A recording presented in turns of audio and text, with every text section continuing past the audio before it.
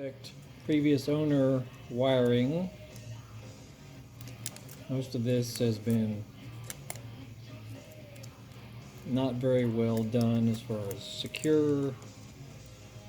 Some of these crimps are just not good, so we're having to double check all of them, even though we don't really know what all has been done to this bike. All we know is what the customer says the symptoms are, so we're having to literally troubleshoot things we don't even know that could be an issue or not. That's called hunting ghosts.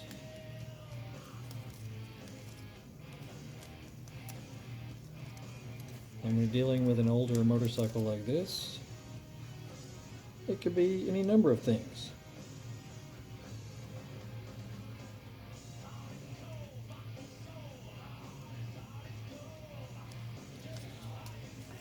Loads of fun.